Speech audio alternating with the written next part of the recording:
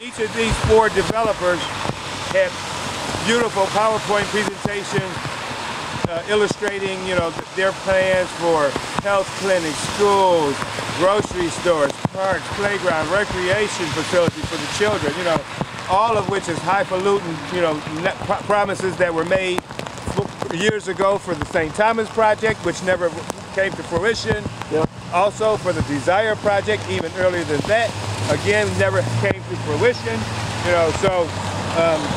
Basically, and they used black people as tokens to get up and say that they were residents of public housing and, they stand in support of redevelopment. They want better homes and gardens and schools and crime-free neighborhoods. And I didn't know that, the crime was confined to the projects.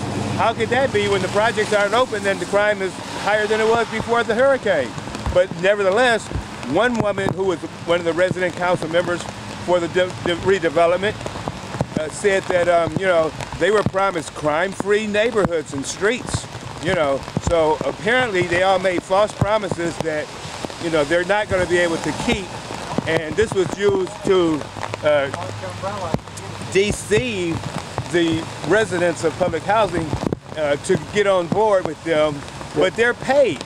They're paid members by the handout to get up and pretend to be speaking on behalf of the residents and in support of demolition, when the reality is each of them is on payroll. So they had a conflict of interest going right there, and deceiving the public is the outcome of their testimony. Didn't somebody write a book about that, about a cabin or something? About what? A cabin. A cabin? Yeah, it's like Uncle Tom's Cabin. Uncle Tom's Cabin. Oh yeah, there were a bunch of sellouts. Absolutely. Yeah, they had the blacks up there as sellouts. Yeah, to get up there and speak about they came from public housing, their grandmothers came from public housing, and they went to college and stayed in the neighborhood, and they refused to get on board unless they were promised one-on-one replacement. And they said they were guaranteed one-on-one replacement at the Lafitte project development. Well, they were guaranteed one-for-one replacement with St. Thomas, but yet that never happened. They were guaranteed one-for-one replacement for the Desire, but that never happened. So now they're guaranteeing one-for-one replacement for the Lafitte in order to overrule the Preservation Council's decision that the Lafitte was too historically significant in order to be demolished. Yeah. But given these false promises that there's going to be one-for-one replacement, you got these black residents and developers saying, yeah, let's go demolish, let's go rebuild, let's go redevelop. And the truth of the matter, the crux of the story is, it hasn't happened yet in two separate housing development projects. What makes them think it's going to happen today, this time? Right. Yeah. Now, I talked to a bunch of people out in front just now. I didn't see a whole lot of people who were not from here. They were all from here. Absolutely. And they weren't even allowed to get in to be heard. They shut down the chambers. They've got plenty of empty seats. They removed many people. They arrested several people, creating far more seats than were filled up. And they yet refuse to allow any more residents of New Orleans to come inside council chambers and participate in local participatory democracy. So I don't get it. I heard from a couple people outside that they thought whatever started the fight inside was instigators, that they wanted was a setup. It probably was. They probably had, they had moles pretending to be residents. They were developers that were instigating the residents. They were sitting side by side and antagonizing, and I'm sure there probably was a setup. Did any of the developers get arrested? Not that I know of. They didn't get chastised or castigated or anything like the residents were.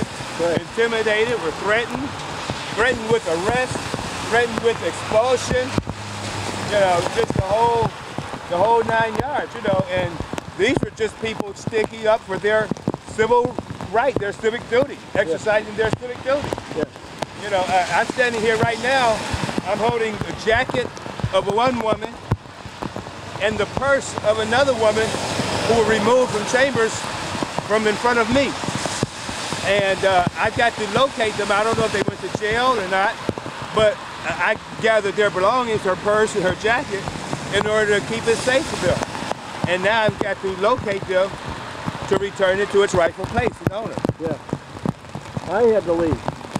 I didn't have a press credential, so they're pushing me out the door. Right, yeah, they made the press leave. Well, they don't want the world to know and to see what's going on, really what's going on in New Orleans. You know, they could, you know, deceive the world and tell, you know, show the part about the developers with their, you know, well-organized PowerPoint presentations about, you know, the world is perfect we live in, and when they get finished redeveloping, it's going to be even more perfect, you know, and, you know, but they don't want to show, they don't want the cameras to show the real side, that the people are against this demolition.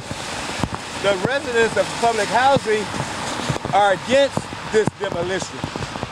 The people of New Orleans, black, white, Latino, Asian, brown, yellow, are against this demolition. It shows that we're suffering from poverty, and these developers are going to exploit that poverty to their advantage for financial purposes. Yeah. You know. Yeah. Now, one thing that you could do in a democracy is you could recall all these people if they don't represent the constituents. That's my next move. You know, my next move is to begin the process of removal, of recall. I expect to begin a recall petition drive for any council member who voted in support of demolition. This is the most divisive issue for our city. You know, we have affordable housing available right now. They spoke of, you know, 2 years to get affordable housing online and stuff. We've got affordable housing right now. We have people sleeping in the streets right now. You know, we don't have the luxury of time to wait for 2 years to get for affordable housing. You know, I want affordable housing. I can't afford to move from where I live today, but yet I have a slumlord who is, you know, gouging me for rent, yet I can't even get repairs made to my apartment. But I'm in a no-win situation because I can't afford to move to somewhere else, anywhere else, because it's going to be more expensive than what I'm paying now. So I'm left to live with the vices of my landlord. But that's because I can't even submit an application for public housing. I need public housing. I'm disabled. I'm on a fixed income. And I would love to live in public housing. I would love to live in Lafitte, where I could walk to the French Quarter in 5 minutes. Or the B.W. Cooper, where I could walk to the French Quarter in 10. Or the Magnolia, where I could walk to the French Quarter in 15 minutes. You know, I'll even take the St. Bernard and ride the bus. It sounds like that's some pretty prime real estate that you're describing there, but that close to the French Quarter. Oh, absolutely. It's the most expensive piece of real estate in the city of New Orleans, the New Orleans Parish, the French Quarter area. And all 3 of these housing projects are within a short walking distance of the French Quarter. And the last thing about the one project that is not on the demolition list is the Iberville. Well, the Iberville is the closest of the 4 apartment units, the public housing units, to the French Quarter.